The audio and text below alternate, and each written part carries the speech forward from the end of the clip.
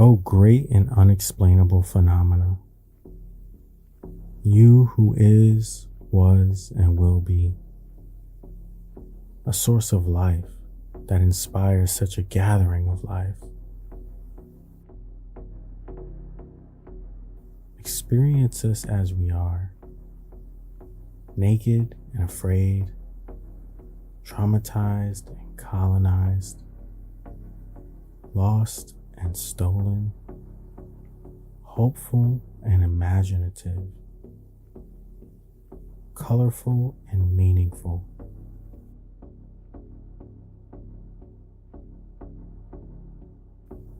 We choose to gather and celebrate life as well as ourselves. We remember, honor, and learn from those who were before us and built the foundation for which we are beginning to build on.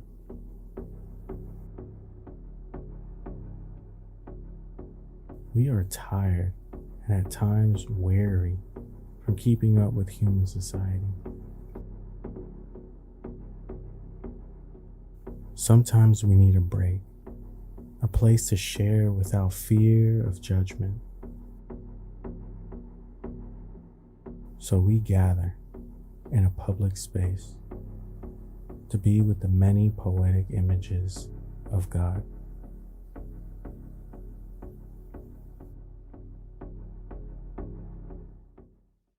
Greetings, tribe. Once a month, under a full moon, religiously traumatized people and individuals navigating life beyond the four walls of religion gather. We gather to listen, share, and express ideas, feelings, and experiences, such as welcome to another public space in the month of September 2024. This month we're talking about sacred activism, bridging spirituality and social justice. But before we get into that, we also just want to talk about and bring to the community's awareness the new moon in Virgo that we're in, which really symbolizes a time for setting intentions around organization, health, daily routines, and personal growth. So in astrology, Virgo is associated with qualities like perfection, practicality, and a focus on details, as well as a desire for improvement and a service to others. So in this new moon in Virgo, it brings like a whole new fresh wave of energy to these themes, offering us the opportunity for new beginnings, challenges, and to align with these Virgo characteristics that are in us. So all depending on really where your Virgo placement is in your astral chart. For me and Jasenia, it's our moons, right? Our moon is in Virgo. And so how we feel is analytical, is almost borderline perfectionist. And it can be extreme, it can be beautiful, but nonetheless, it gives us the ability to become more emotionally intelligent,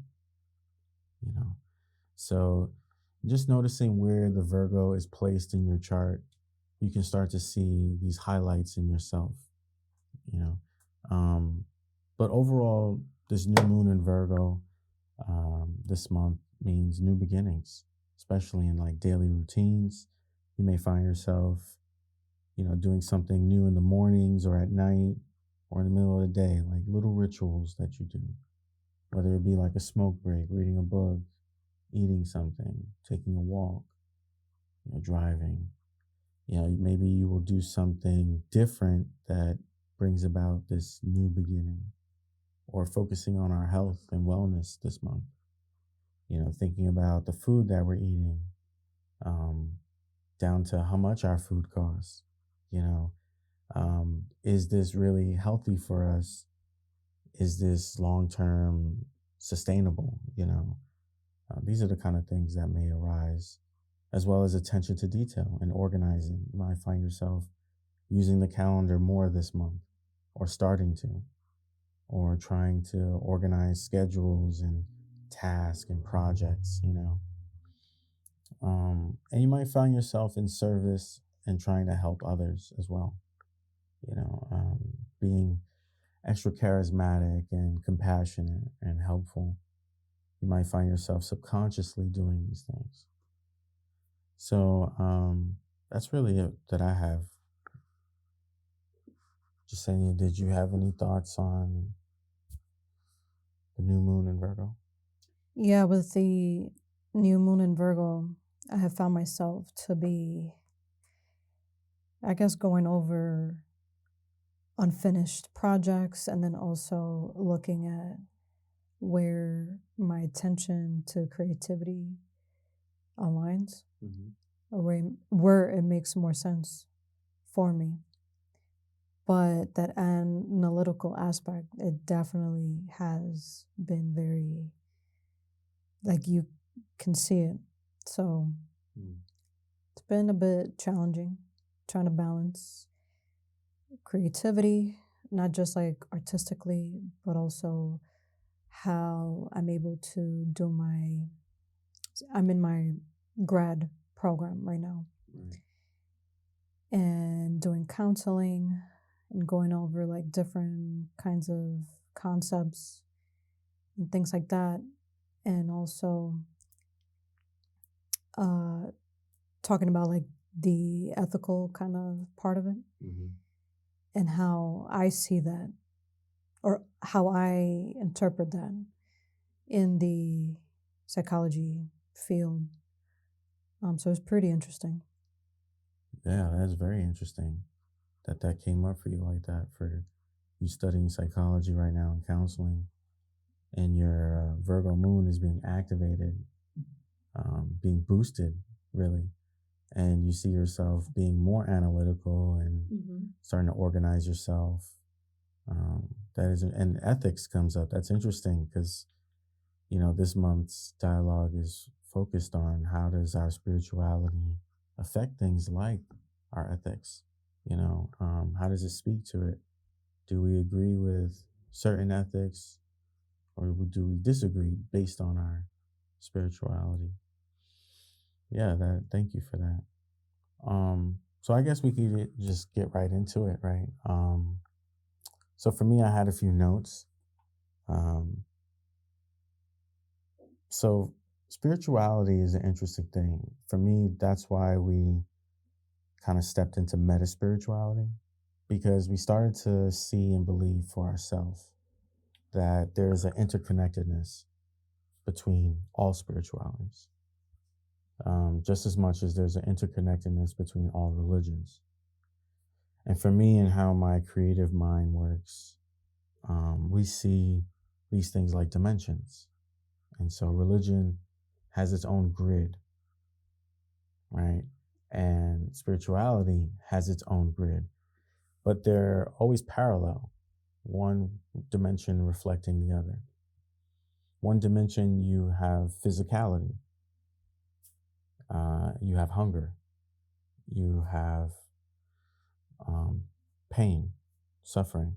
In the other dimension, you don't feel those things as much. It's happening, but it's different. You feel things different. It's more energy based, raw energy, and feelings is heavily taking play in this dimension, of spirituality. And I think a lot of us don't talk about that enough, how getting into becoming more spiritual requires us to tap into the emotional aspect of ourselves. And I'll be the first to admit that we have been emotionally illiterate or ignorant most of our life, meaning we didn't know how to understand or even regulate or begin to regulate our emotions. Most of my life, my emotions have been leading me, but really controlling me. And my emotions have been reflective of my environment. And my environment was chaotic and traumatizing. So therefore, my emotions reflected that. And those emotions led me to believe that we need to do things and we need to say things and we need to appear a certain kind of way. And of course, our ego is negotiating these things, neither good or bad, but our ego is that attorney representative putting these things together for us, saying, this is how we are going to, act accordingly based on what trauma did to us. And we are the client that has been so battered and traumatized that we can't speak. We can barely show up to these negotiations. That's why we have our ego as our attorney speaking for us. And then, we're whispering whether we agree or not, or giving maybe a head nod, but we're not fully in control, right? Our representative is, our ego is. And our ego has compounded all the things we don't really understand based on those traumas and events that happen to us. And so if it's primarily based on fear, our attorney is fueled by fear and anger and hatred and violence and self-preservation primarily, right? Our ego will draw the line and say, fuck the world. We will preserve us, me, I, whatever that is, And so it's so interesting that as we become more spiritual, as much as we start to walk and embody more spiritual principles and ideas, views and values, we start to see that there is a difference in these two dimensions. Using like a theopoetic analogy, in the physical dimension, Caesar is a symbol of empire, the ultimate colonizer, ruler, conqueror, the one, right? And this symbol perpetuates these principles and ideas of singular, absolute power, greed, domination, lies, manipulation. And then you have in the spiritual dimension, different. It's just different, like you don't have values of money exchange. You don't have values of I need everything. It seems like in the spiritual dimension, everything is abundant. Like if we're only talking about energy is all around us. Why in the spiritual world would anyone really feel the need to want to do these things or agree with the physical dimension? And so you see this separation, and this plays into morals, ethics, right? So a person that is quote unquote more spiritual perhaps doesn't agree with a lot of the laws of the land, so to speak. And when we step off path, this is also saying that we're not abiding by the physical dimension alone. We're now stepping in between, and we're considering the spiritual and the physical. And so this is going to greatly affect how we see ethics, morals, how we treat people, other people, how do we interact in the world, how do we contribute? And a lot of people, we feel, just don't talk about this enough, and as we have been living and journeying off path, we've started to see and notice that these things affect everything. And we can't avoid it. We can't ignore it. You can't pick and choose.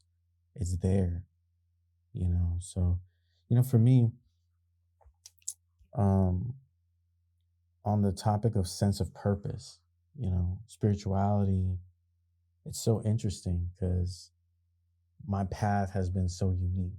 Like, started with like a dream, and then that set me on this kind of quest to go seek and further understand this mysterious being that we simply would call God, right? It was kind of an invite feeling. And so we ended up in New York. We went to seminary school. Of all schools, went to seminary, right? And then in seminary was on another side quest to figure out what it is, we're talking about when we say liberation theology, theopoetics, God, love. sin, all these things. And to come out with a sense of purpose to walk beyond the four walls of religion, is like, damn, I don't think I originally signed up for this. So my point is, like, it takes you on a whole unknowable journey, unknowable quest, unknowable adventure when you are trying to make sense of your spirituality and apply it to the physical dimension of the world. Because we have to show up still as a human being. We still have to represent ourselves with our social security number. We still have to pay bills. We still have to eat. We still have to, partake in the economy because we need to produce in order to barter to get the things we need. Well, whatever our economy or our currency looks like, you know, um, that's just what we have to do on this physical plane. This is like the basic laws, like the basic flow. Excuse me, the basic flow. So just because we become spiritual doesn't mean that we completely ignore those things. Like, oh, I'm a shaman in journey. I don't pay bills. I don't pay taxes. You know what I mean? Like, I don't go grocery shopping. Like, of course we do. Like, we're affected by all these things, whether prices go up or down, or you know, um, what have you. Whatever's happening around the world, it still affects us because we still have a physical body, a physical representation on this physical plane, this dimension. And as much as we like to visit and spend more time in the spiritual world beyond our body, that is the process of, or the state of ecstasy. We can't stay there too long because we have to find balance, right? If we find ourselves pursuing and trying to be in the spiritual realm more dominantly, almost absolutely, we're not any better than the people that want to be in the physical world and conquer and obtain physical wealth. Absolutely. We've just become a different oppressor. And so the idea is to find balance, right? We learn this the more we go off path, in the great unknowable wilderness, which is the cosmos. When we step out of the safety, the illusion of safety within the four walls of, say, a religion like Christianity, within a church, you start to see there's a whole different world. There's worlds collapsing and folding on each other. It's so like mixed up. Like it's so hard to say that there's one way, and so with my journey, my travels, that's been like the one thing that has stood out the most to me was my spirituality doesn't make me better, doesn't make me special, doesn't make me unique. It's just another perspective of the cosmos. Like it's a parallel dimension overlaying, right on this physical plane. And we know that because we feel that shit more as we get older, as we walk this path. Like my empathic abilities are strengthening. I feel energy more. And it's so interesting to me because when I feel this energy, somehow like the data is instantaneously processed. Like I understand, like we understand what we're feeling. You know what I mean? Do you have any experience with that? I think to an extent. For me, I'm still understanding this path of being off path. Yeah. And what about spiritualism? How I see that in my current life. Mm-hmm. And so it's very challenging. I think that for maybe many of us, we are still trying to make sense of what that looks like. And then being constricted into this grid system, we see it as it's happening all around us. And so we're just limited. And so we follow these rules, these instructions, these laws. But then there's that other part of us, which spirituality comes in, and then we start to kind of add on. I'm guessing like we make it our own. And so I think about identity.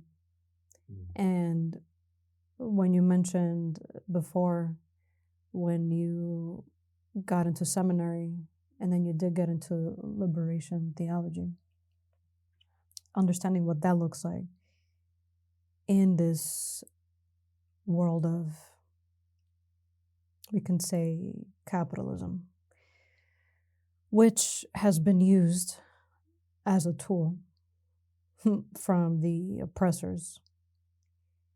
And we're still part of that world.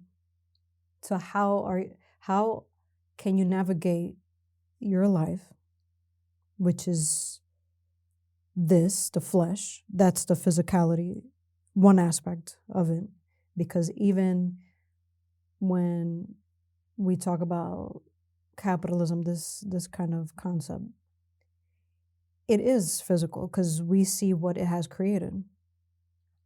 And how do we balance these things? Because even being on this path of trying to become a spiritual kind of person or a leader, but we still are using the tools that were created by the oppressor.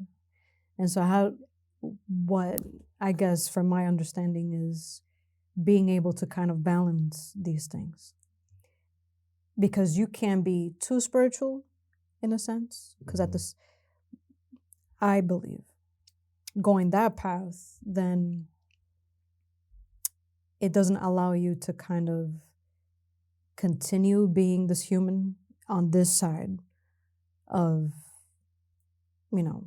this existence, if that makes sense, because we're both physical and spiritual. Yeah.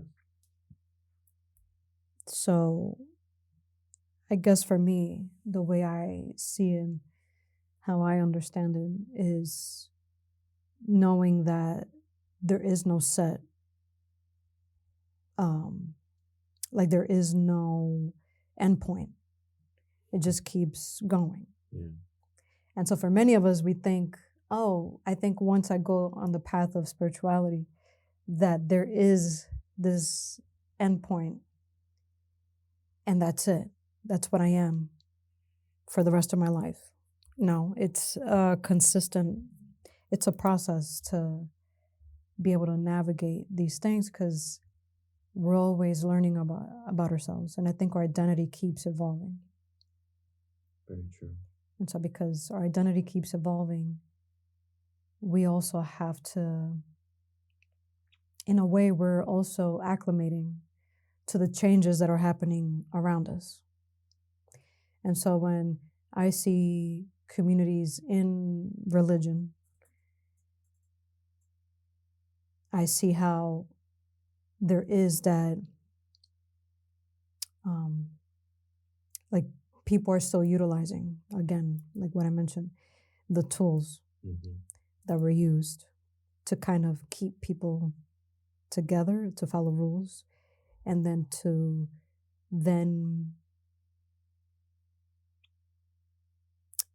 I guess like embrace these dogmas.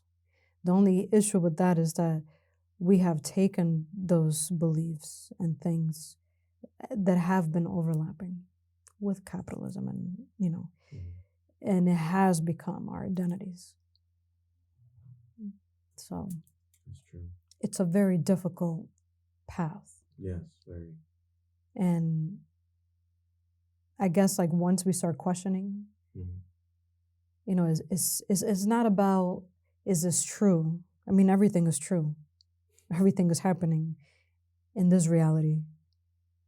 And we all have our own form of interpretations of what we're looking at. And we'll get nowhere trying to make sense of what that is. And that's why I don't think there is an endpoint. Mm. Yeah. Well said. We have been talking about this for some time now here in this community public space. It's been an ongoing dialogue piece about, you know, there's no endpoint here. It's continuous. It's always in development. We've talked about here amongst with other community members how they have mentioned, religious trauma is like that. There's no endpoint. There is no absolute healing to it. But we do come together in this community to understand how can we adapt and develop differently so that it fits who we are, because you can have healing for everybody. Everyone can heal themselves, but no one's going to heal themselves the same way. Everyone's going to heal themselves differently because it's not necessarily the trauma, I don't think. I think it's just how we perceive things. It's so much that hangs on perception. Over this season, few months, we've been meditating deeply on this idea of perception, and not to go too deep, but it's really interesting to me how dimensions can be unlocked if perceptions change. And I think that applies, or it can create like this opportunity of building onto this sacred activism and what that looks like for people. Definitely. Yeah, because, just to continue on with examples of sacred activism, we've seen sacred activism in the past, especially here in America. All throughout the civil rights era, that was an era of sacred activism, right? So this is not a new thing. This is just, we're trying to understand what was done already. And then we're also trying to understand why hasn't it affected change as much, right? And so just using the civil rights era as a most recent time of sacred activism here in America, where the idea of a group of human beings coming together in the agreement that there was oppression, financially, racial oppression, and human oppression, right? The civil rights era was predominantly standing on human rights issues. And the argument was that these darker skinned humans, African Americans, Black people, however you want to understand that, that group of people, as they're termed historically, nobody wanted to stand with them. And that was by design, of course. As we, investigate and do our research historically, we see that there's a huge pattern here that showed that these people were targeted, and it wasn't just them. Many other groups, such as people that fall in the group of Latinx or Latino, Latina, Hispanic, they're given, the identifier as brown, and they were oppressed in their own ways, And so this is not about comparison of who was oppressed more, but we start to see that there's a pattern here, a large pattern, that when sacred activism takes effect, revolution is not too far away. And when revolution is on the rise, empire or government has to do something that they do every single time. It's a constant pattern. And this pattern is they will suppress or kill by any means necessary to control people and ideas. And so we started talking early today in this dialogue about the nice, peaceful, loving principles of sacred activism. But we cannot end this dialogue or begin to pause this dialogue until we talk about the shadows, the things we don't understand, the things that have hurt us, the things that we are still traumatized by. We can't speak for everybody, but we can imagine how many people are still traumatized by the imagery or just the idea of knowing that it actually happened, that we had brothers and sisters, cousins, family members, extended human beings, their ancestors hung from trees after church on a Sunday. I mean, this alone just echoes in my mind, in my spirit. And it's just like, it makes me question, like, how can we, a long time ago, I asked myself this question: how can we sit here and say we are Christian, and the very principles that make someone Christian were used to burn and hang people, to crucify our teacher? It just seems like hypocritical. It seems like it's hypocrisy at play to me. And I know there may be other people that push back on this, but I'm just saying, from my perspective, from my upbringing, from my experiences, and from my research, the very religion that's supposed to liberate me has done nothing but enslave and oppress my people. I can't help but walk off into the wilderness to find a different way. You know what I mean? Not for everybody else, but for myself. And along the way, we have these overlaps, these intersections, like public space, where we come and we share what we have found along our way. And maybe that'll influence and affect you and how you think. But it has no intention of making you mimic what we think, because that's not our intent here. Our intent is to free people so that they be themselves and make their own choices for themselves. And we also see that within religions like Christianity, it's pretty hard to make decisions for yourself, because you're constantly thinking, what would Jesus do? You know, and yes, there can be a sacred perspective to that, but then there's a shadow to that. If the imagery of Jesus is white with blue eyes and blonde hair, and I'm always asking myself, who don't look like him, what would you do? That's equivalent to a slave on a plantation asking the massa, sitting on the porch smoking their pipe, "Massa, what would you do? Massa, I'm having these feelings of running away. What should I do?" Does that make sense? You know? It's interesting you say that, because I think about not that there's a thin line to resistance, but I think there's a thick line of our understanding or where we apply empathy. Because, correct me if I'm wrong, I think even the oppressors have some form of empathy, but to their counter oppressor, right? Yeah. And then there's us, or the people, right, that can also empathize, but with each other. And so there's like this very thick line that it's creating this division.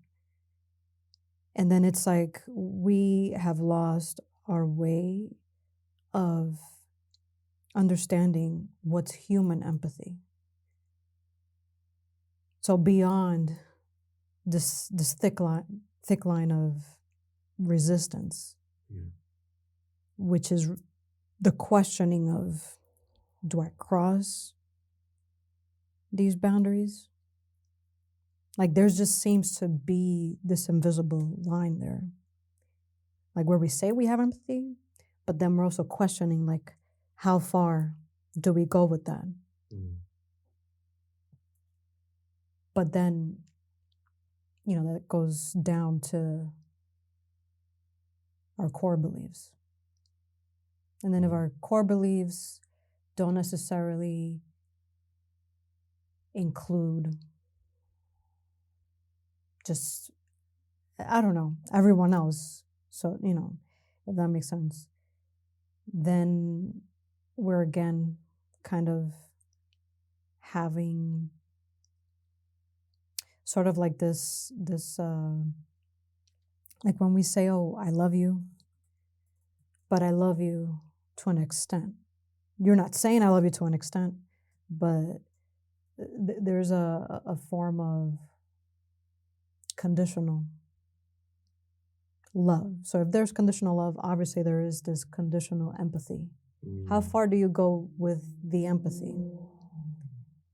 How far can you extend this empathy? And then I see it in the path I'm in now, which that includes the education that I'm receiving, and how when we talk about these ethics, we talk about different ethical considerations in the field of psychology, and how we have to make sure that with our own future clients and things like that, that we're able to extend this form of empathy. So even in the field of psychology, I feel like just in every aspect of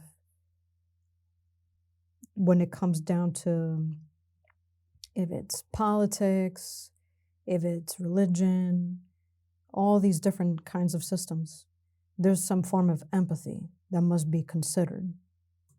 And so they kind of all sort of overlap each other. But at the end of the day, it's you as a person, I guess, being able to have that humanistic approach, so that human empathy to include all. And I think those that have tried to, I guess, share their own interpretation of what that looks like, that are no longer with us, not just because of age, but they have been murdered, killed off, just so they're not extending this idea of this humanistic empathy. Because then that actually takes away these empires.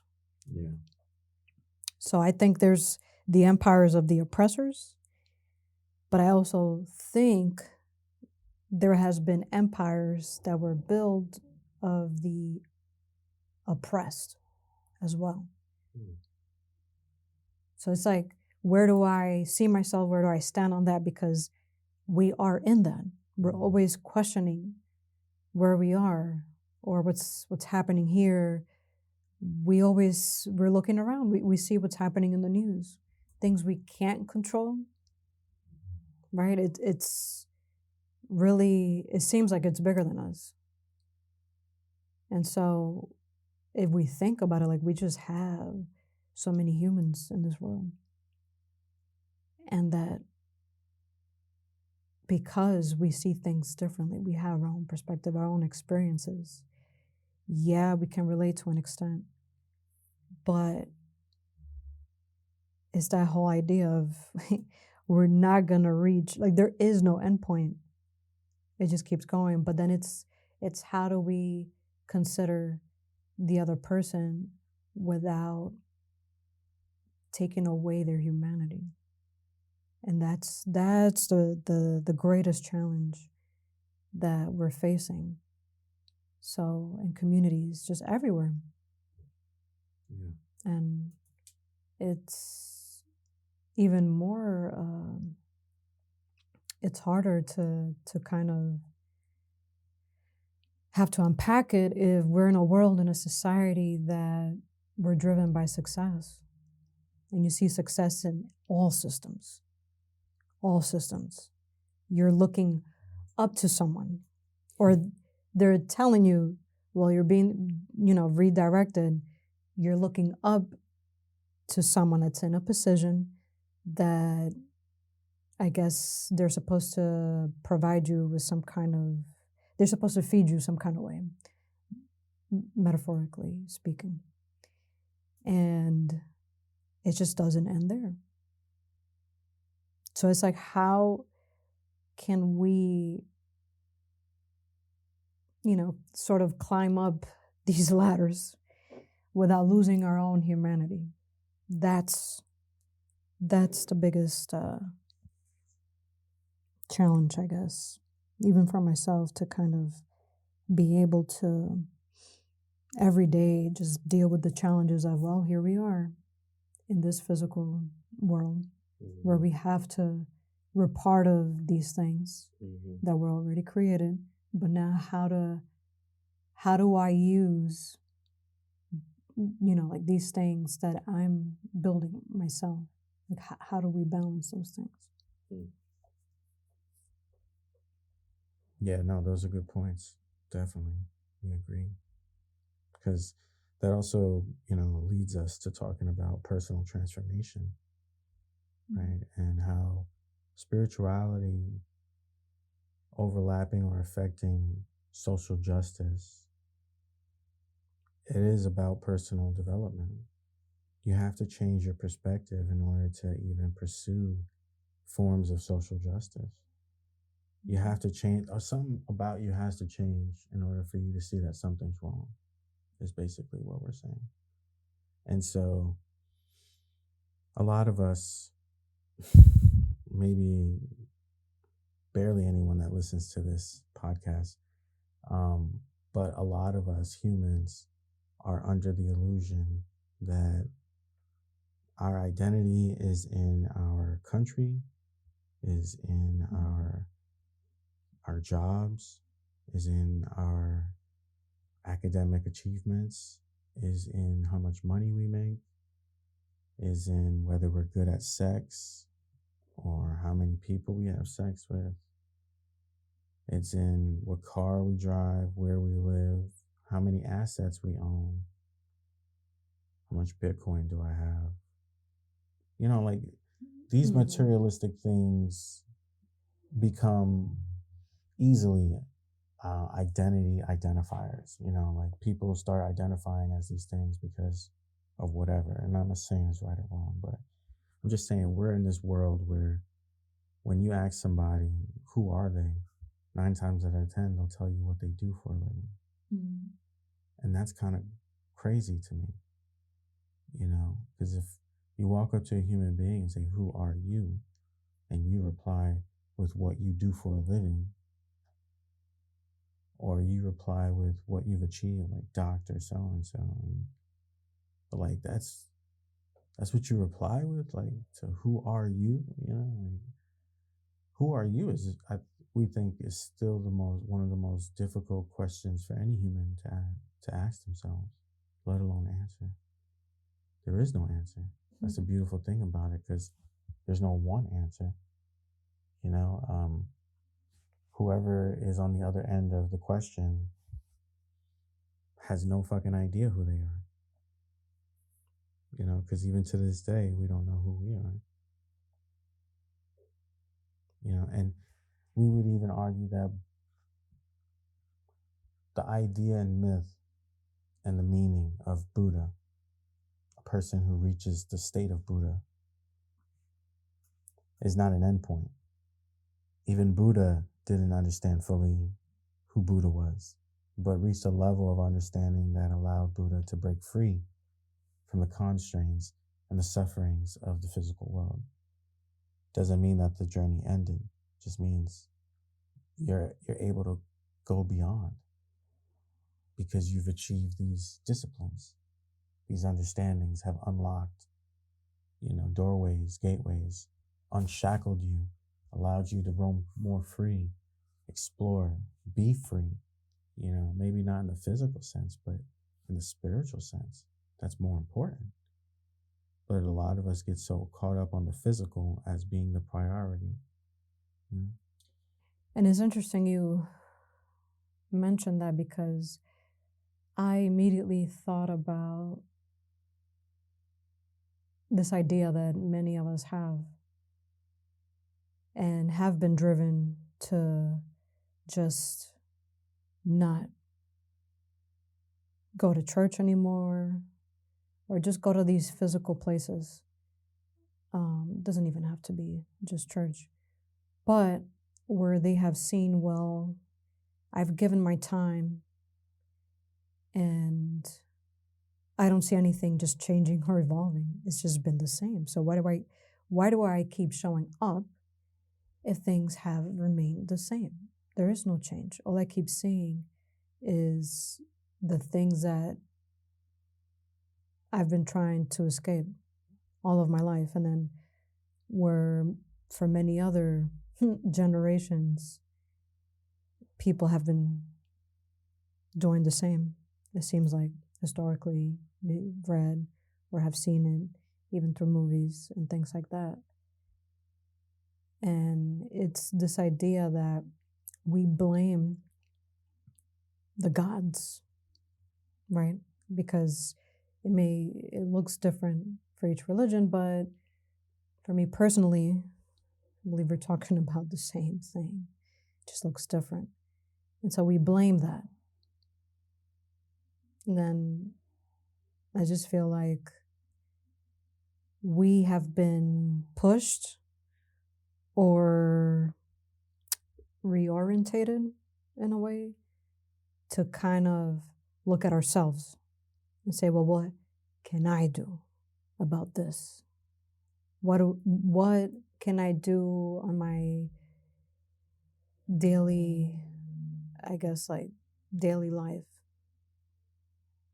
right? Mm-hmm.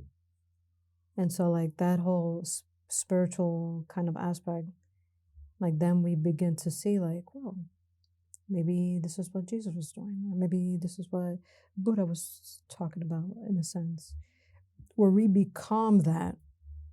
And how do we show up in different spaces, meaning in other places where other humans are? How can we be approached? How do we react? And then how do we behave when we're amongst other humans that we don't know, but we're either relying on what we think they're about, or we rely on what they're giving us, right? And so I feel like I'm seeing like a lot of mistrust, and like I don't think it's just necessarily like hyper focusing on the church, really. It's just the systems and the people. So it's not to like attack, right? We're just questioning the ideas of man and how that has sort of reproduced, or we have seen like the cause and effect of things. Then it just seems like we're just brought back to the same idea where we have seen for different generations, decades of people that they're like, hey, this is happening. What are we doing to reorientate ourselves? How do we change these things? So it's like when we hear about history repeats itself. And I think it's just that. Yeah, the inability to change your choices. Therefore, you perpetuate the same outcome. You do the same thing over and over, but you expect a different outcome. That's insanity, right? So, again, going back to perception, an insane person is hoping and wishing that their perception will magically change without putting in any effort to change. Mm-hmm. And so a person that is actively changing will experience and perceive changes in their environment and in themselves, you know? So yeah, you're right. And even adding to that, it's like the saying that we've heard so many times, like, oh, the youth is the future, kind of thing. So it's like you're saying, well, my job is done actually. it didn't work. So now it's on your hands. Like, you're the future, but you're still here. You should still be able to do something and not just push on the labor or the responsibility on to the next generation kind of thing. And then it also reminds me about this post or something that you shared with me. And the son was basically asking the father, and I think they're like 30 years apart or something like that. He was basically letting the father know, like, like, you have been trying to push on what your generation has been, whatever the beliefs, the notions, the traditions, all these things, you have been trying to push it onto me. So if you're doing that, and then you haven't really produced anything that's really changing, like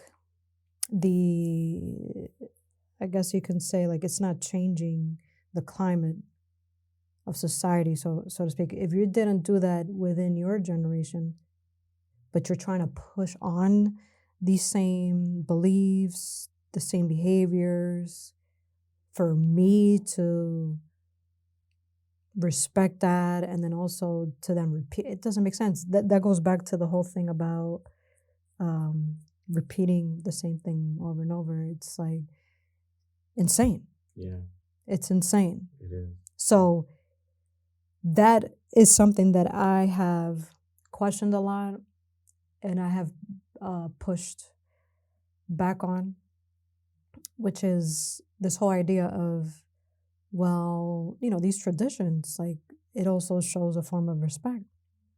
And so if you're not doing that, then that means you're sort of sinning, or you're just being this radical, or someone that just can't be controlled. And it's like, even with that statement, being controlled, I'm not an experiment. This here is not an experiment. Like, this right here is what's happening right now, like, amongst the other energies that are out there, if that makes sense. But it's like we need to question these things. I feel like we're all scientists in a way, but we're also like spiritual beings as well. So it's like we need to shift our focus in that, like, understanding that we're both. Like, this can go on for many other dialogues and stuff. Yeah. Definitely. It's interesting you saying all that. Before we close, I just wanted to share a while back I had a dream, right? And it was a pretty interesting dream.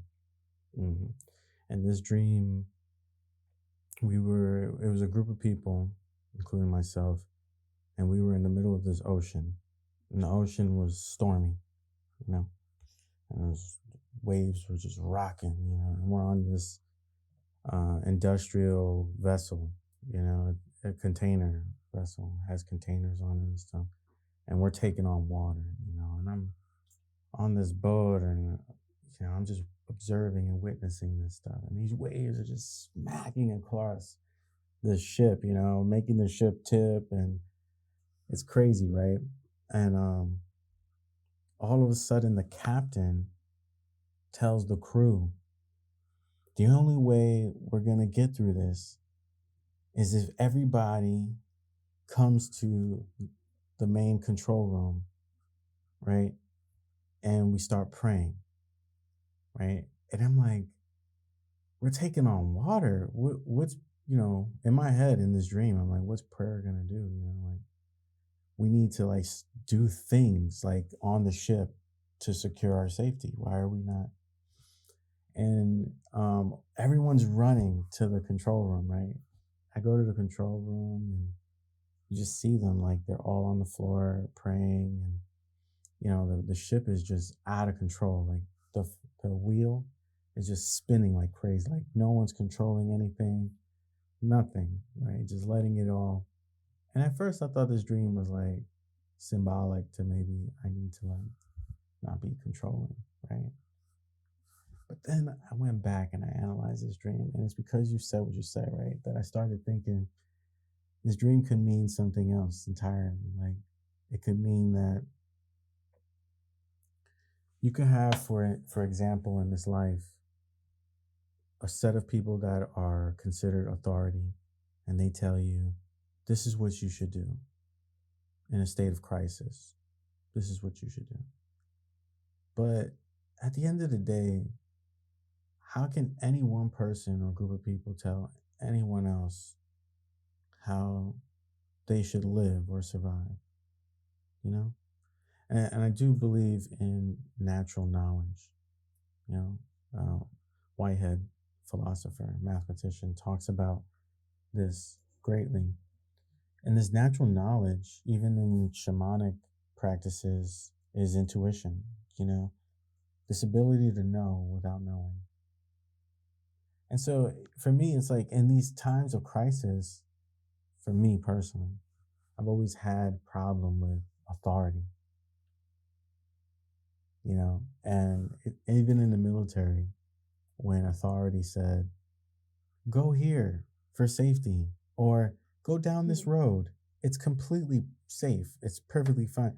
And all shit, you know, breaks loose and it's completely like bad, and the intel was just bad. And then you over time realize as a soldier, 90% of the time, maybe 99% of the time, the intel is always bad. And no one knows really what the fuck is going on, that they just need people to figure it out or be the test dummies, you know? And it's like, I we think the government views people like that too. Like, they don't really care, but they're gonna tell us what to do, and it's to preserve whatever they want to preserve. You know what I mean? And I'm not trying to like put in people's minds like, oh, all governments are bad. And blah. It just seems like the facts are pointing right now to that the government is not showing any signs of really caring. And over the last 5 years, even a decade, 10 years, we've seen signs that the government has shown in choice making that they don't care about people. They only care about their own, you know? And then there's these group of hidden factions of people that are wealthy and with connections, and they own private companies, and they become henchmen for the government, you know? And we find ourselves still being told by these group of people what to do. And, you know, a lot of us blindly just say, yeah, they must care about us. That's why they're issuing vaccines like this. And that's why they're doing it. And then, like, time passes and it shows that these things weren't even helping you. They were making you die quicker and worse. And you still trust the source, you know? And what's interesting about all of that is that if you question it, it's a conspiracy theory. Or terrorists. And if it's in religion, mainly like Christianity, it's called blasphemy. Blasphemy. You're the devil. You're a Satanist. So if you question the dogmas that are in play, that's what you're considered as, or exactly what you're questioning is being referred to as. So it kind of minimizes the priority, or just, hey, yeah, we need to look into this. There's many people that are, you know, like they're questioning this right now, or they're having issues in this area. We need to focus on this, and get to the main, I guess, source or something like that, or try to untangle this web of just different issues, like what is creating this chaos, basically. And I feel like it's because a lot of it does fall onto accountability. And so if you're so powerful and you have been just standing in your throne for so long, I don't think you'll ever get to a point of accountability, because then what? That minimizes your power. Yeah. And without power, you have no control. Yeah. And to add, greed only makes you more hungry for power. So you're not going to do the reverse and give up power or share power. That doesn't like become like the next level of being like a conqueror or a leader. It's not like you wake up one morning and say, you know what, I've achieved enough conquering now. I think I'm going to start sharing with the people. Like that that doesn't happen. Like you're on a one-way trajectory towards becoming more absolutely greedy, powerful, you know what I mean? And anything and anyone that gets in your way, you get rid of. And getting rid of can look different, you know? But this, we say all this not to scare people. Obviously, it's scary. We live in a scary fucking world.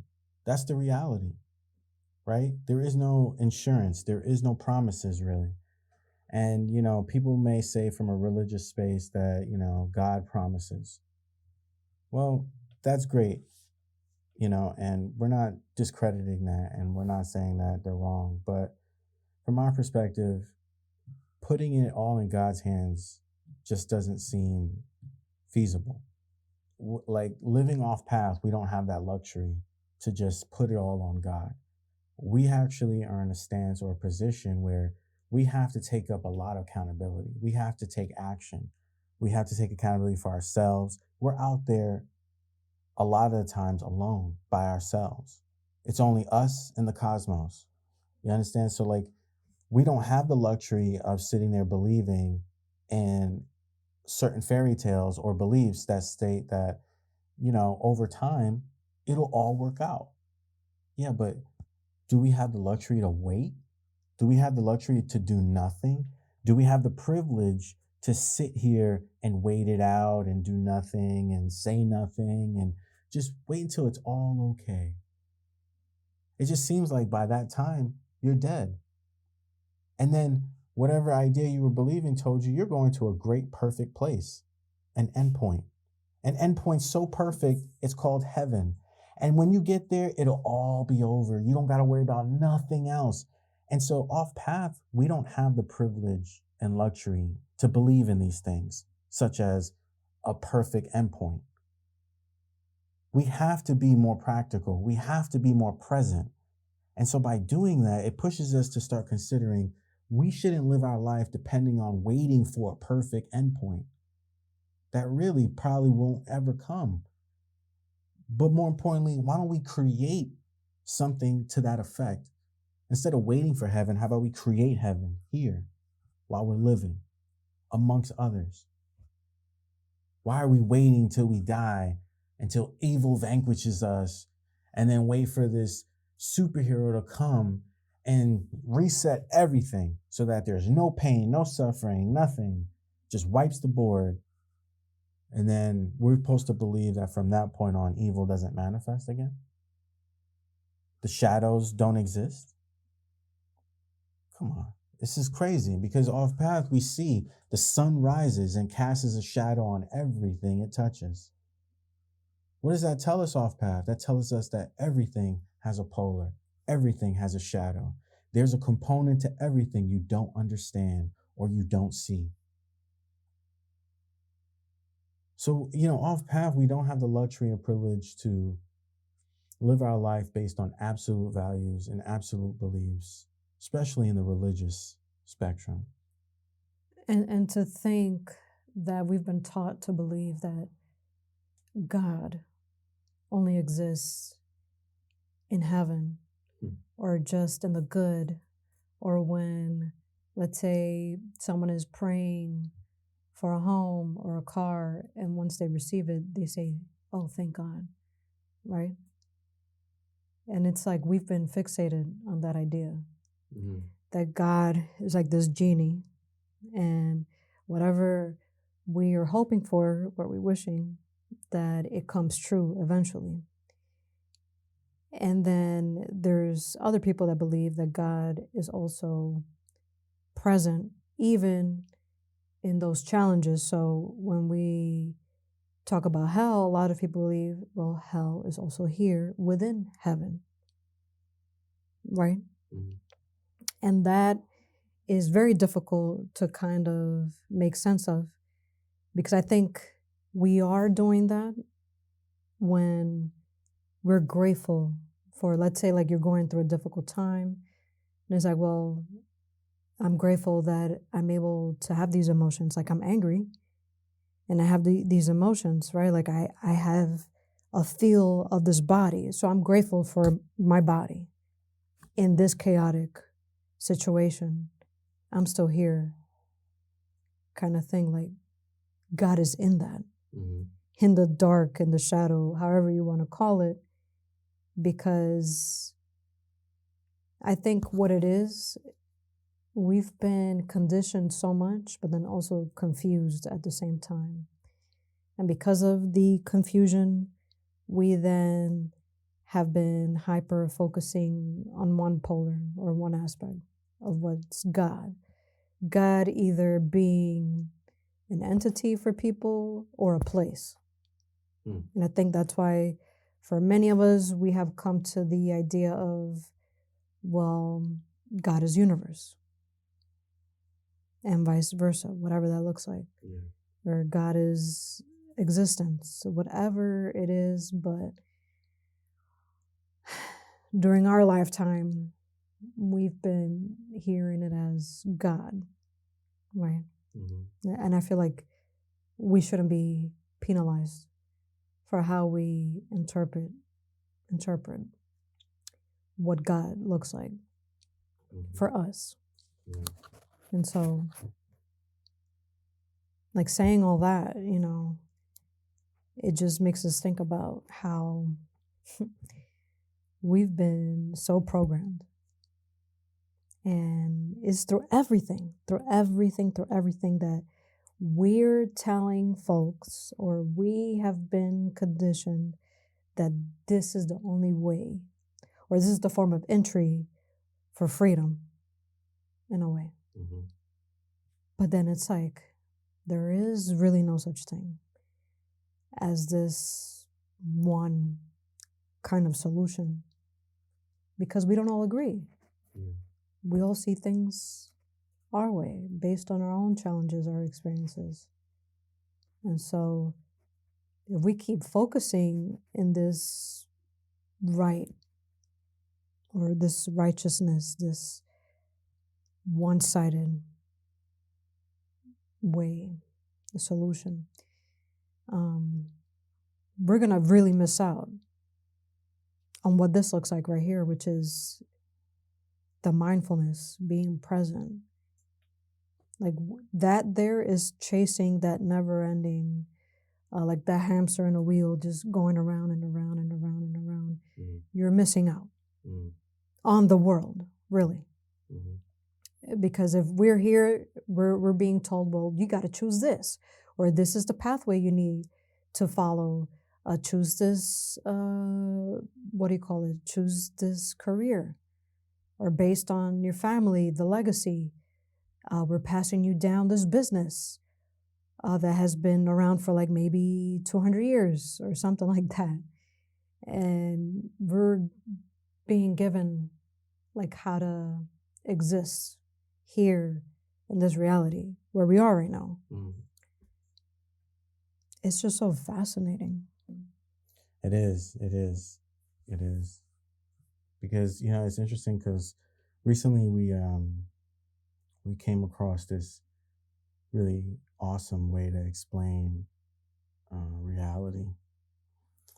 And it made so much sense to me that we are, as human beings with consciousness, or anything with consciousness, let's say, that includes plants, animals, you know what I mean? Anything that can think, that has a consciousness, doesn't matter the size of the brain or nothing like that. Because consciousness and the network of consciousness is not dependent upon size. It's dependent upon something else that's based on energy. So everything that is part of the conscious collective, let's say, right, that makes up God, right, that God is everything, right? And so it's so interesting, this concept or this phrase, this statement that we say, God is everything, right? Because we don't think enough people break that down for themselves, right? When we say, or they hear, God is everything. When we say everything, everything that we see is usually what we're referring to when we say a thing, right? Not to go too deep, but like, for example, this cup is a thing. It's technically matter, right?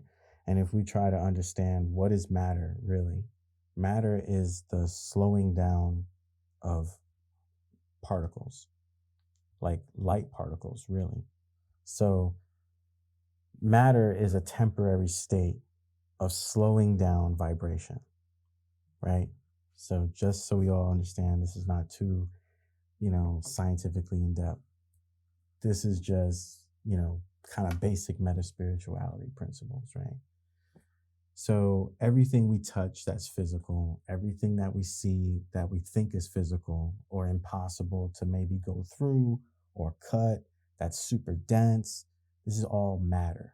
And all matter is just slowed down particles.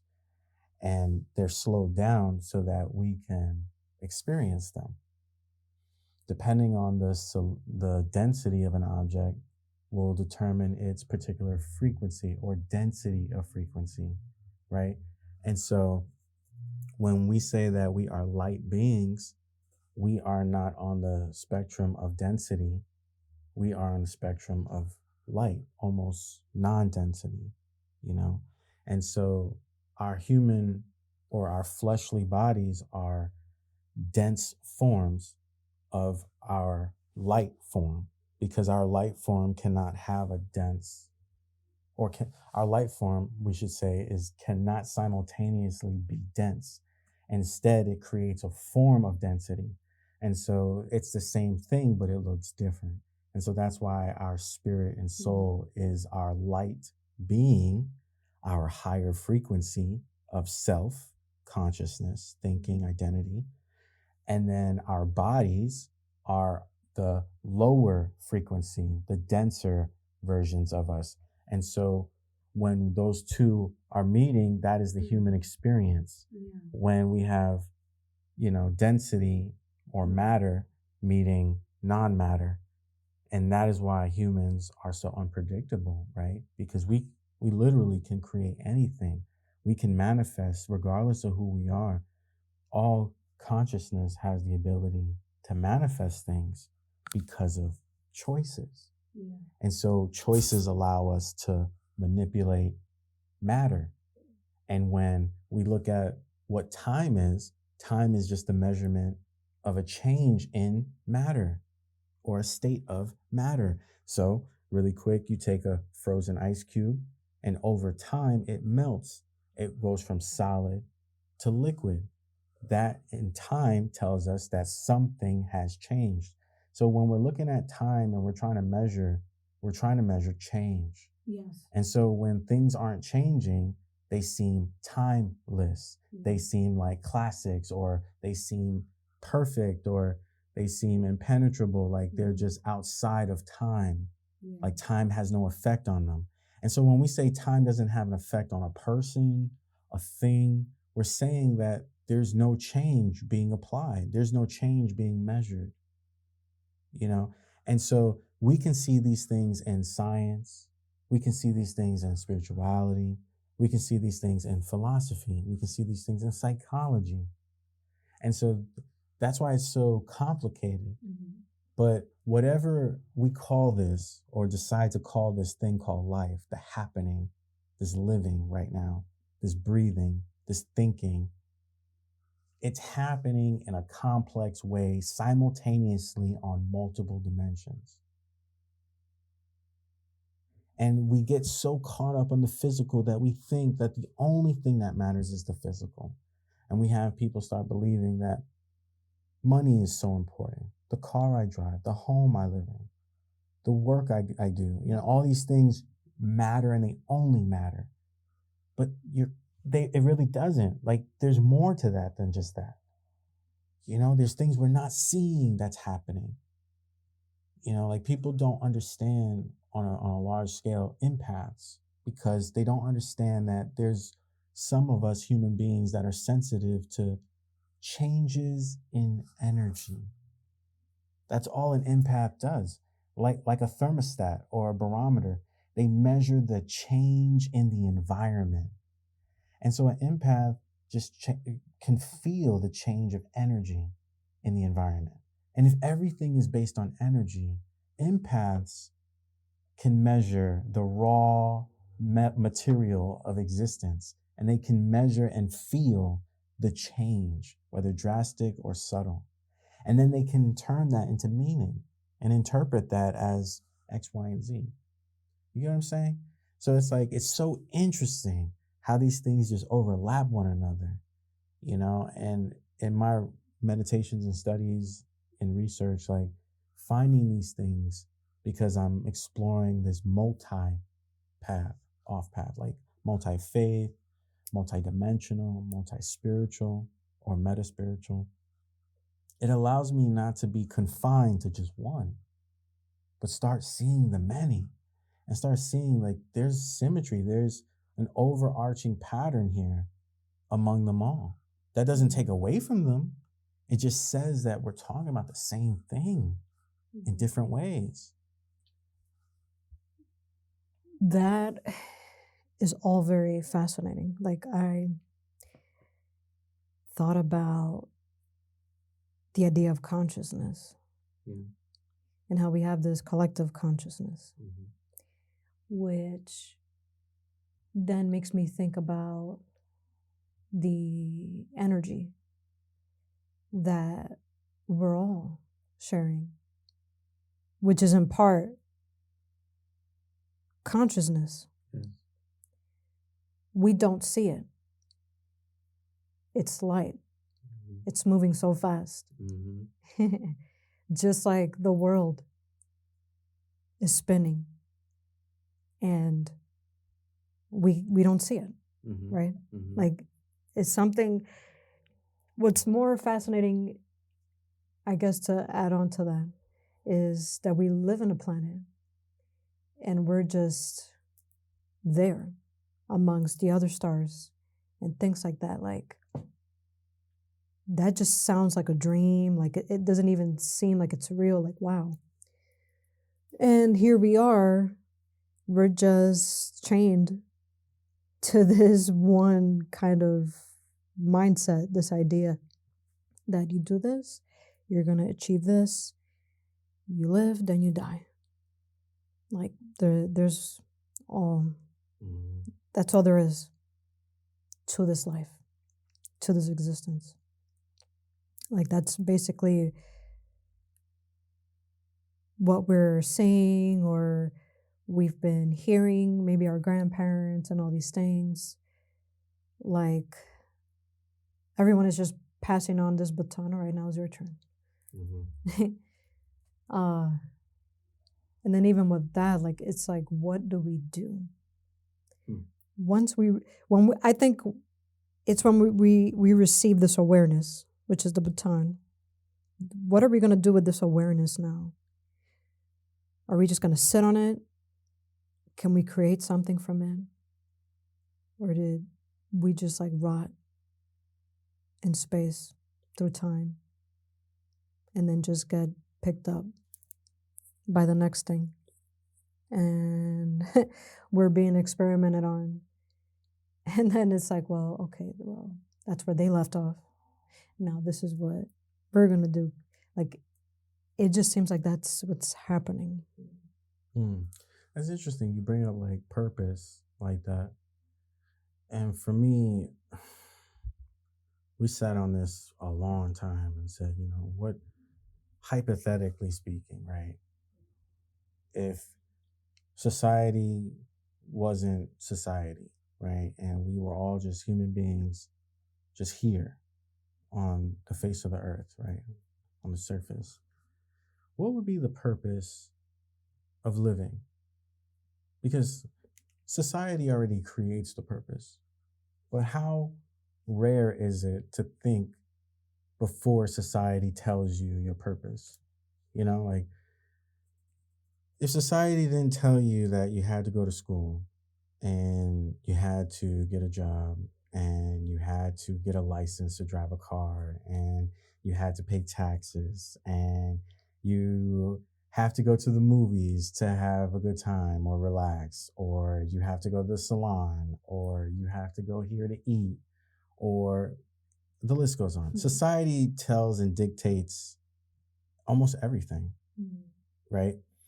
But let's imagine for a second that society wasn't around, it didn't exist. Didn't have anything that was telling you what to do. What would you do? What would be your purpose? Right? And this thinking scenario is the reason why society actually exists, believe it or not. It's because a group of people realized if we organized everybody to give them purpose, we could benefit off that purpose. We could benefit off of their work and their drive and their contributions, right? So we see through history, people have invented things, that came out of society molding and pushing them, inspiring them to pursue something for themselves that turned out to be a great contribution to society, creating electricity, the light bulb, air conditioners, refrigerators. Whoever the fuck created these things didn't just do it because they felt like this is what I'm gonna do. No. They did it because they were being part of society, and society affected their passions and influences to say, you know what, I don't see this in society, and maybe with my gifts and talents, I could contribute something that could help society. Or better yet, I could create something that makes a lot of money and I become wealthy because everyone can use it. Yeah. You see what I'm saying? Now let's go back. No society, human beings only. What would really be driving us as personal passion? Like what would be our purpose? Let's say, what is our purpose in that sense without society and all that stuff? Like, do you really think the idea of becoming a lawyer, a doctor, a bus driver, a mom, whatever, like, you really think those things would be the natural instinct that will come to your mind? And it's interesting to think, like, what would it be? It's interesting because then it's like we've been given these images or these narratives. And we see that not just through what we want to be professionally, but we see that in mostly everything. Like we're being told how to do everything. Yeah.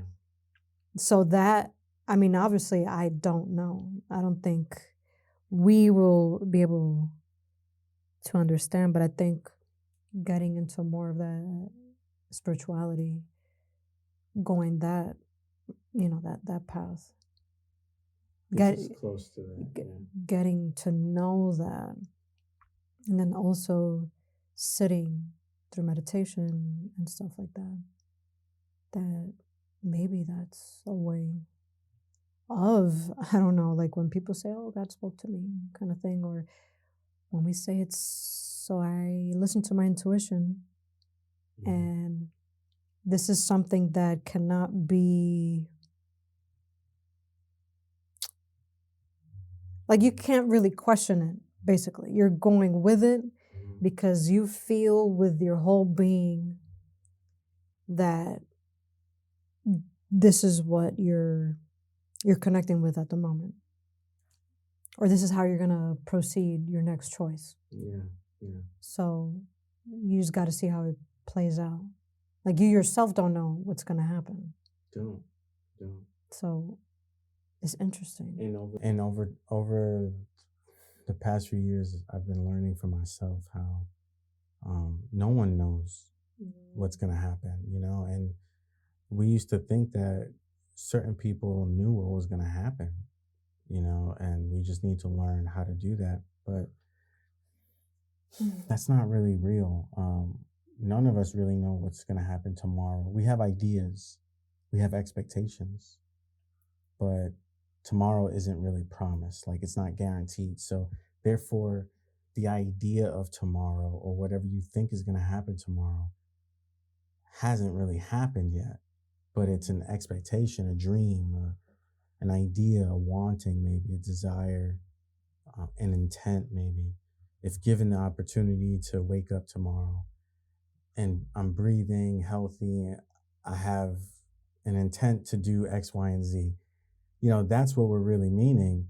But when you really slow down, to really slow down and think about this, there is no tomorrow and there is no yesterday. All there is right now. And for me, if we could be brutally honest, that's scary as shit. Because I'm a very visual person as a Pisces. And in my mind, we immediately visualize just the cosmos, space, and being surrounded by that. And there is no direction to go. Any direction you go is okay. But there is no one direction you need to go. Like maybe some people would be interested in going to the center of everything. Okay, not knocking that. And that's cool. But that would not be, and neither, nor has it been, my desire when meditating, astral projecting, on mushrooms. I don't have any desire to go to the center of the universe. Instead, we're exploring what surrounds us.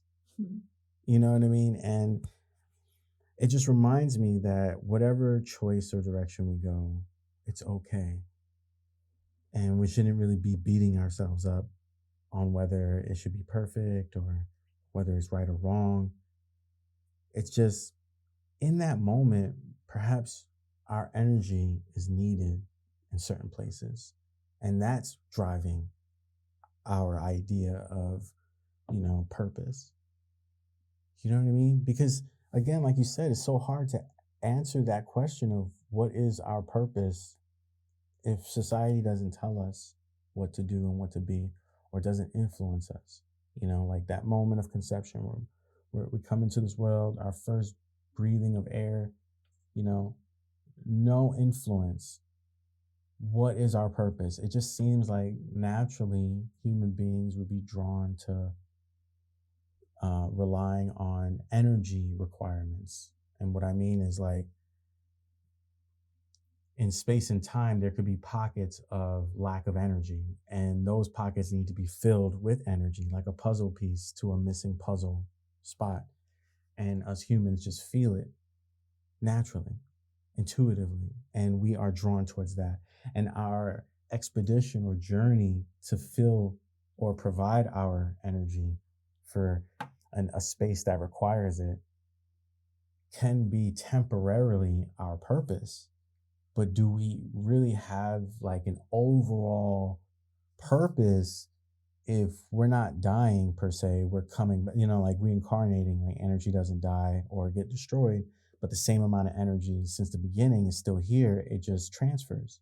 And so based on energy law of thermodynamics, that suggests that if we are talking about energy and we are energy, the mere idea or the theoretical idea that we really quote unquote die, like we end, we don't come back, we're gone, that's it, forever, absolute, done, you're finished, perhaps is just a figment of our imagination.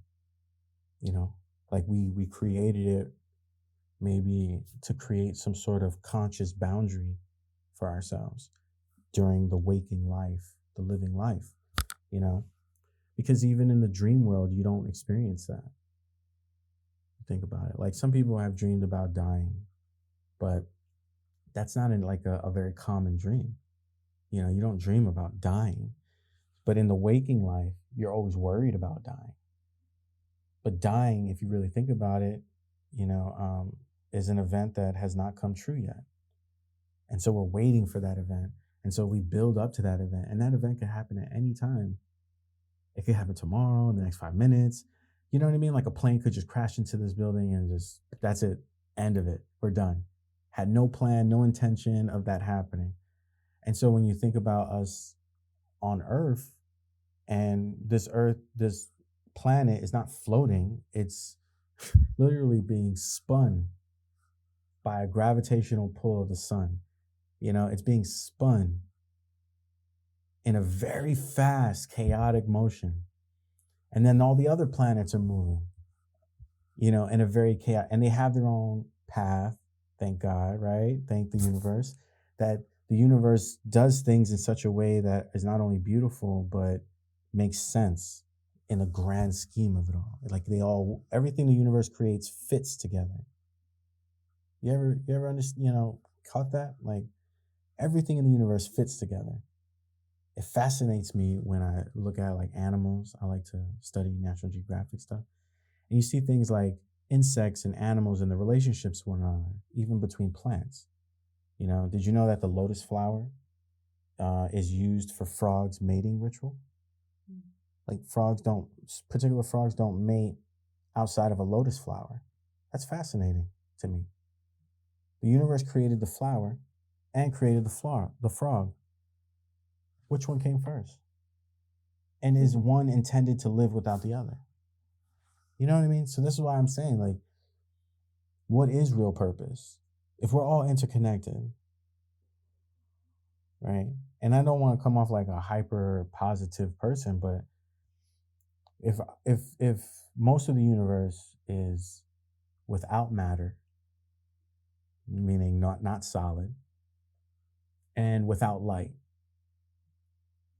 and we are created, my belief, and anyone can disagree, I don't care, whatever, or you can agree, but my belief is we're brought here to bring more light in dark spaces, and that could look different because we are light beings. We are literally made of light, and going back to the very fascinating concept of how we perceive reality, our minds are particle decelerators.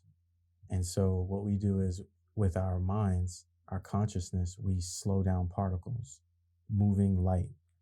And so light is information.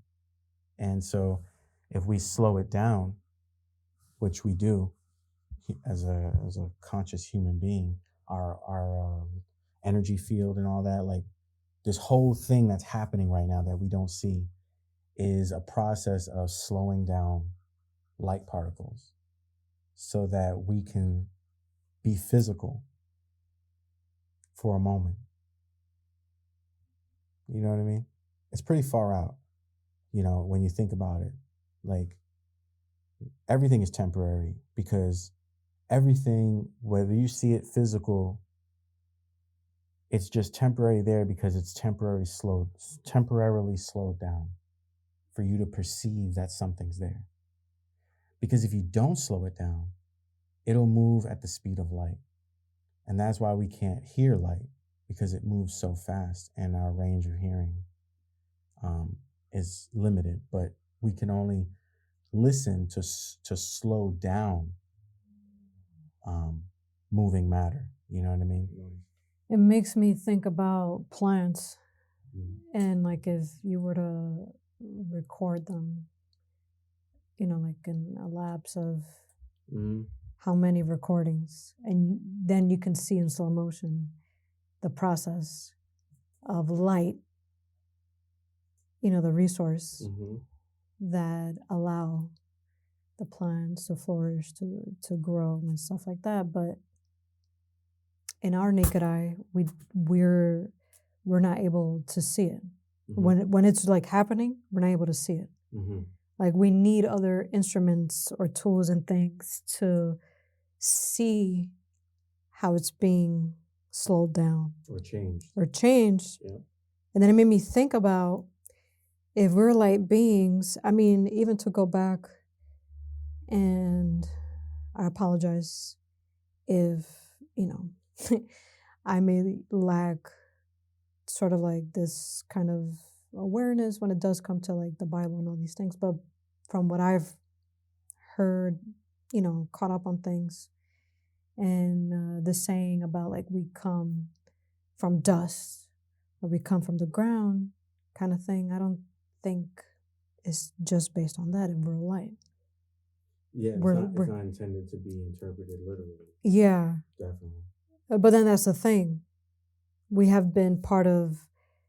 the climate of this is it, right?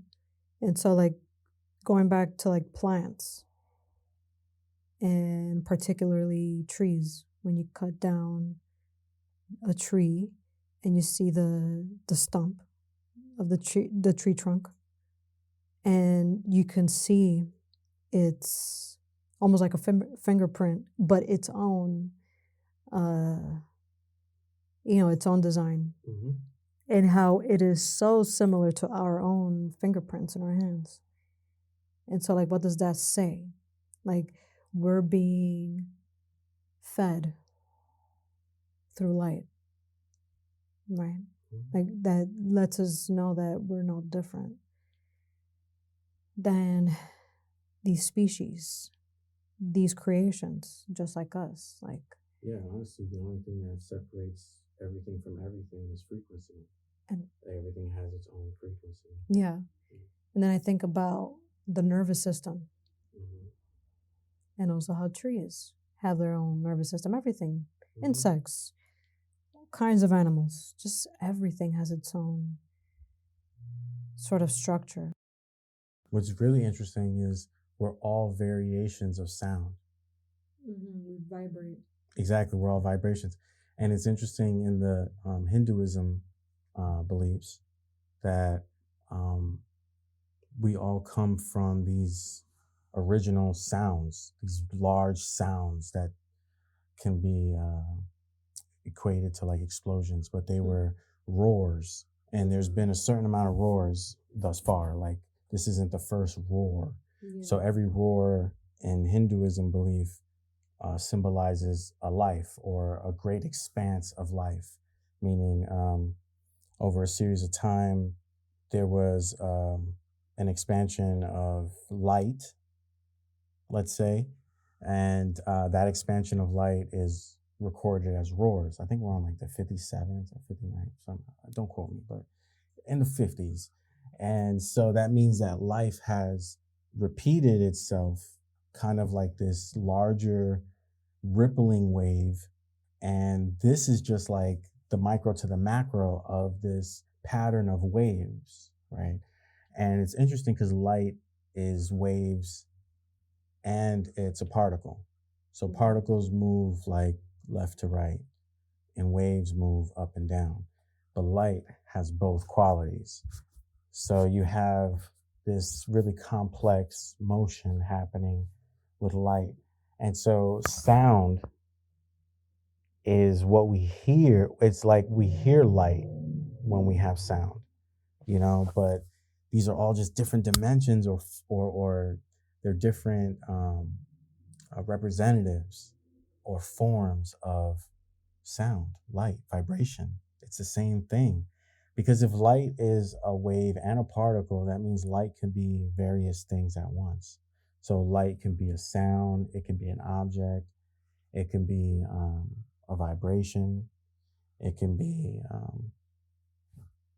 I don't know, it could keep going, but at the core of everything, it seems that the fabric of the universe is based on light particles. Like everything is composed of light particles. So when we sit there and we say, going back to the scripture you brought up from the Bible, right, in Genesis, when it says and refers to we came from the clay, the sand, the dirt of the ground. We're formed from that, and then when we die, we go back to that. What we were saying is that that's not meant to be taken literal, because theopoetically, or even in an analogy way, you can look at the light particles, the fabric of space and time that make up everything is what we came from. We're molded from that. We're star seeds. We come from the stars, the particles that are made up in the cosmos, drifting out there, different minerals and elements. We have bits of that in us. We're made up of that. So when they say from the dirt, they don't mean literally from just Earth's dirt, but from this, symbolic material, cosmic material we come from. We are molded from that, shaped from that, as if God somehow imaginatively formed hands and shaped every single individual, carving them like clay, with details, how they look. but they're all made out of cosmic dust, cosmic material, light particles, then, this goes back to how can we honestly sit here and continue to believe that there is a significant critical difference between all of us, so much that we should kill one another or kill certain ones or allow certain ones to starve and allow certain ones to live and be homeless. And it's like, how do we allow that if we're all made from the same substance? Where's the human fairness in that, at least? But I would even argue beyond human, and I know we're not even at that level yet of human fairness and human rights, but we need to go all the way to life, conscious things. We need to start creating ideas and principles that govern and protect all life. And, we really need to stop being so primitive and think that violence and killing things actually solves anything. It really doesn't, you know?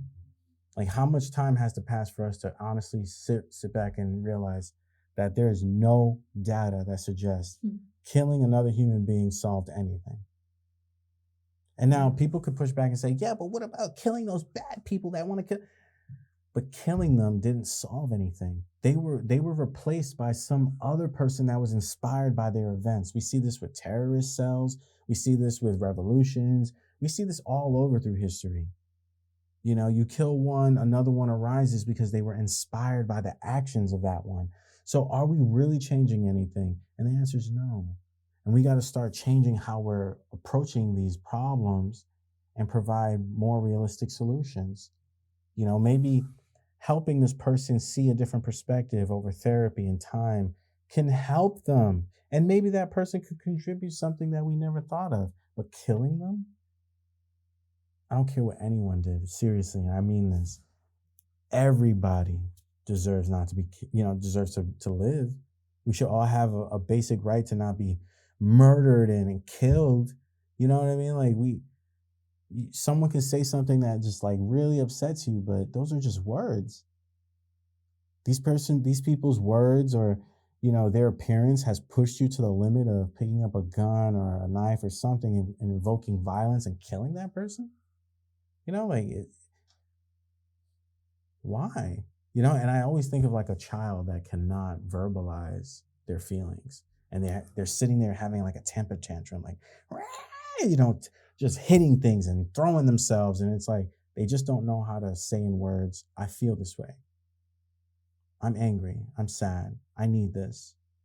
And I do feel like more and more as we continue our research into religious trauma and consciousness and dreams and just self-development and what does it mean to, become off path. A lot of these things continue to arise and we don't have absolute answers, and it's crucial that we continue to talk about these things because people need to be prompted to think about these things. Like, how often do people get prompted to think about self-development and how the person that looks different from them is them? Like, I'm sure you've had experiences like that too, where like you've met people and you felt like you've known them before. Like, that's such a weird feeling. How is that even possible? What does that even mean? What does that imply in terms of the context of heaven? If there's an endpoint in which I die and I never come back, yet I feel like I've known this person or I feel like I've been here a few times, but in a different life, then that must mean that there either is a back door to heaven or it just doesn't exist the way we are imagining it or we're being told or taught to imagine it. I'm not saying heaven isn't real. I'm just saying I don't think it's what we think it is or been told it is. Heaven could be something else. It could be a state of mind. It could be a period of time, like a season, a decade, an era. Heaven is what we make it, right? And we can fight for every inch of it. We can decide to change our choices, become better, not for just ourselves, but for humanity. Come together in places like community, like public space or any other community, and actually start turning actions into, prompts for heaven. It's possible. Heaven could become an idea that, where we all work together. It's not perfect, but it's better. It's better than yesterday. Can maybe off path heaven is that. It's better than yesterday. But I don't really believe that it's a destination point, end point. It's just, we're so infinite. There's no way we can be contained in this physical dimension nor in the spiritual dimension. Try harnessing an atomic bomb or the fusion reaction of an atomic bomb. Try harnessing that in your cup of coffee, let alone inside your body. That's what's going on, like inside of us. That's how powerful we all are. I don't know if people understand that, but I may be a little bit dramatic here, but we all are walking around as fusion reactions, equivalent to multiple atomic bombs. That's how much energy is coursing through us at any given moment. Like we are these incredible batteries, so to speak. Like we can harness it, we can channel it, we can store it, and we can let it go. All just manipulating energies. We're like a conduit, you know what I mean?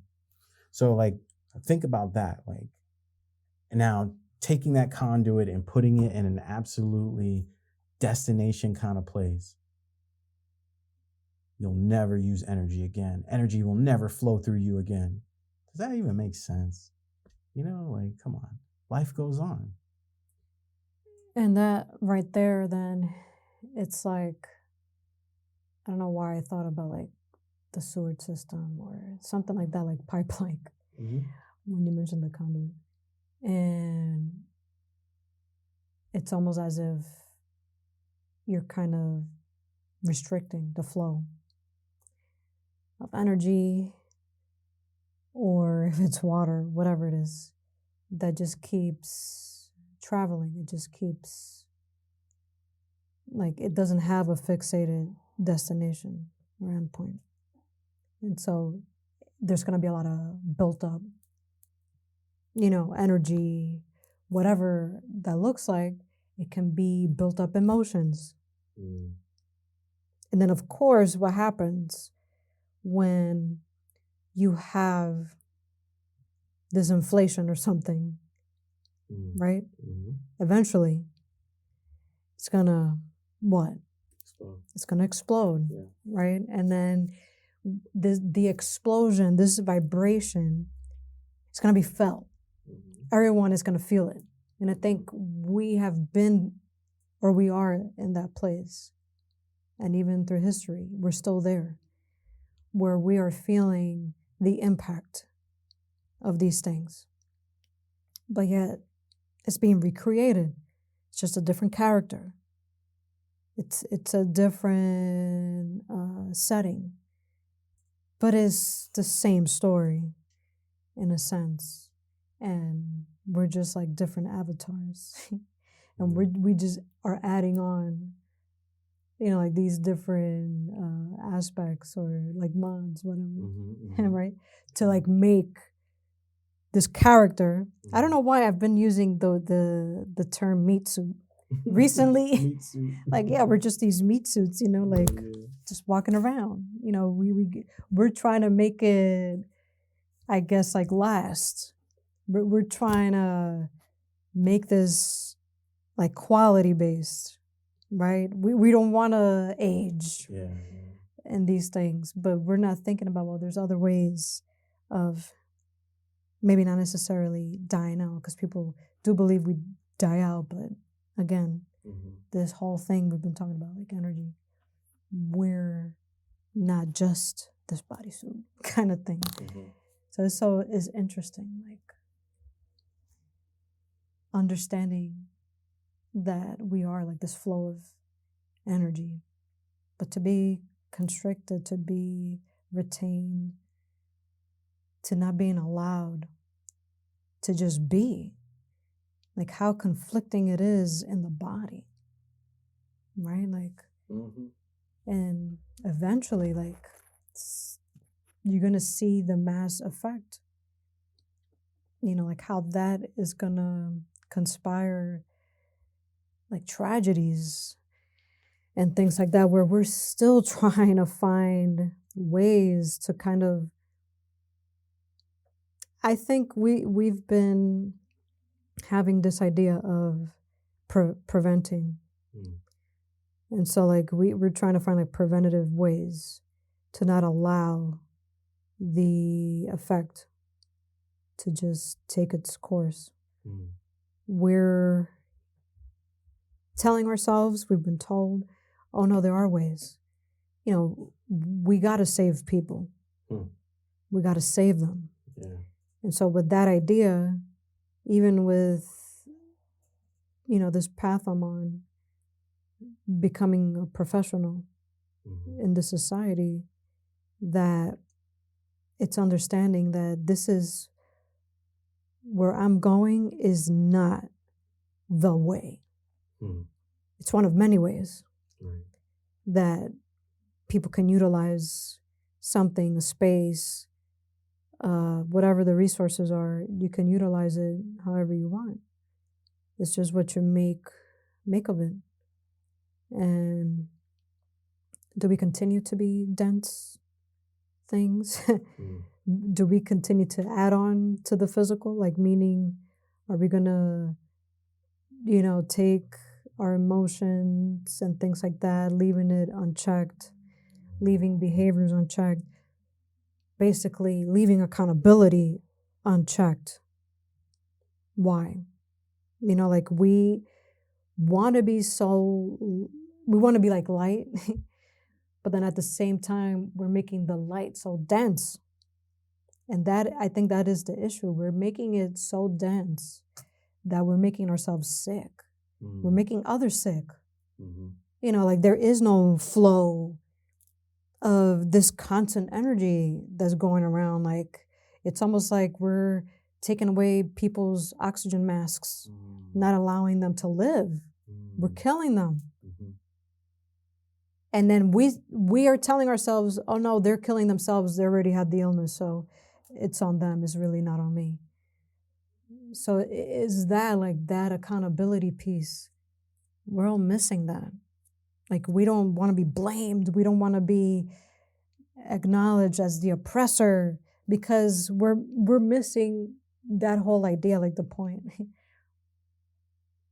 And not to get off topic, but I feel like everything has to do with anything.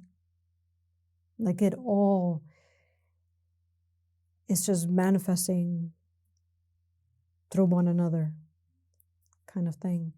Like, I think about postpartum depression and things like that. Like, even with that, like, people don't fully talk about what that is because of the accountability piece of, well, when I was in this state of that, this is what I was thinking. I was thinking of doing this. I was thinking of handling the situation this way, whatever that looked like in the moment. People don't talk about that because it's so ugly. It's so dark.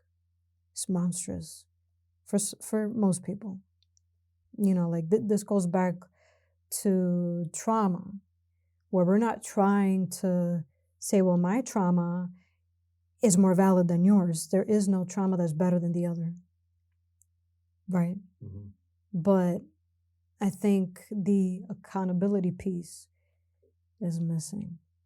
And so if we're part of this construct, we're part of this world, we have been part of this society where capitalism is the ruler. In a sense, we work for the capitalistic approach. When we talk about the oppressors, whatever, that's what they were really trying to instill in us. How do we keep them overflowing with wealth? Yeah. I think that's a good point, man. Definitely. Thank you for that. You're right. And this is why our spiritual beliefs, you know, they provide like a framework that encourages us to act with compassion or integrity, and a sense of interconnectedness, with all beings.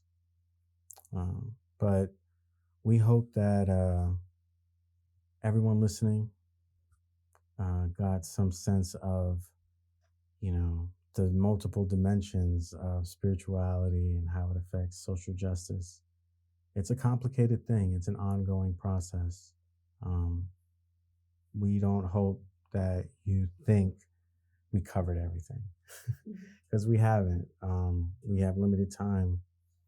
And quite frankly, we do this or we have these dialogues as pieces of inspiration, motivation, as well as wisdom. So, on that note, I think we can close out. Everyone listening, have an amazing September. May the Virgo moon provide you the necessary energy to put those rituals into place, start new ones, um, focus on your health, your wellness, take care of yourselves. You might find yourself still, focused on attention to detail. That's okay. If you're normally not used to that, that's okay. Be patient with yourself. The universe is trying to give you a hint to organize your life, organize something. And of course, in the month of September, because we're under the Virgo moon, consider how you are helping others and how you are offering service to others. That's not for us to throw it in people's face, but just to really just acknowledge, this is the month that we have extra energy to do those things. So if you find yourself with the opportunity to help somebody, help them. Don't think too hard on it. The universe is giving you an abundance of energy right now to help those who need help and offer your services. So, with that said, have an amazing month. Keep your head up and happy trails off path.